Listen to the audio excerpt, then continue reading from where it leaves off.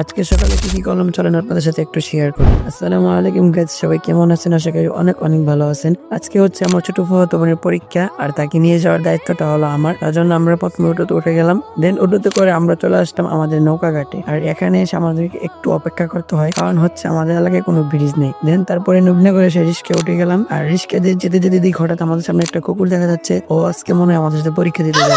তারপরে মাদ্রাসার সামনে চলে আসলাম, তারপরে মাদ্রাসায় এসে প্রথম অফিসে প্রবেশ করলাম, কিন্তু এখন আমাকে অপেক্ষা করতে হবে প্রায় 3 ঘন্টা। অপেক্ষা করতে করতে হঠাৎ চোখে ঘুম চলে আসলো, আর ঘুমাইতে ঘুমাইতে তার পরীক্ষা শেষ হয়ে গেল। তারপরে আমরা রিক্সায় উঠে গেলাম, আর শীতের দিনে রিক্সায় করে ঘোরাফেরা করতে কার না ভালো লাগে বলেন। দেন তারপরে রিক্সা থেকে নেমে ভাড়া দিতে গেলাম, কিন্তু রিক্সার মামা বলতেছে তার কাছে নাকি 100 টাকা ভাঙতি নাই। এখন এই 100 টাকা ভাঙানোর জন্য আমাকে যেতে হবে মজার দোকানে। মজা নিয়ে দ্রুত চলে আসলাম নৌকার জন্য, আর এখানে এসে আমাদেরকে নৌকার জন্য অপেক্ষা করতে হবে। তো আজকের ভিডিওটা এখানেই শেষ করলাম। সবাই ভালো থাকবেন, সুস্থ থাকবেন।